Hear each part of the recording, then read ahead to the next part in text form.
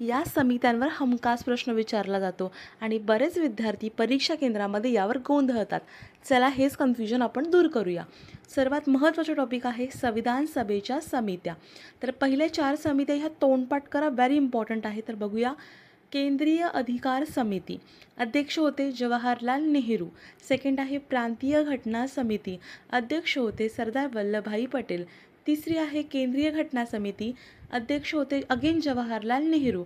आणि चौथा आहे मसुदा समिती, ज्याचे अध्यक्ष होते डॉक्टर बाबासाहेब आंबेडकर. मुलं कन्फ्यूज कुठे होतात माहिती आहे का? इथे सेम वाटते, प्रांतीय घटना समिती, केंद्रीय घटना समिती. बघा, केंद्राचे अधिकार आणि केंद्राची घटना ही जवाहरलाल नेहरू यांच्या हातामध्ये होती. कोणाच्या? जवाहरलाल नेहरूच्या. काय? केंद्रीय अधिकार आणि केंद्रीय घटना. परंतु प्रांताची घटना जी आहेत ना ती सरदारांकडे वाटलेली होती. समजाचे भरपूर सरदार आहेत, त्यांच्याकडे हे अधिकार वाटलेले आहेत. ठीक आहे. त्याच्यानंतर खालचा बघा, सुकाणू समिती, डॉक्टर राजेंद्र प्रसाद.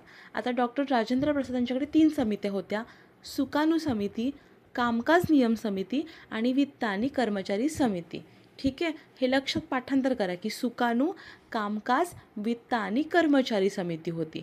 आता अल्पसंख्याकांची उपसमिती कोण अध्यक्ष होते? एच.सी. मुखर्जी होते. कोण? एच.सी. मुखर्जी.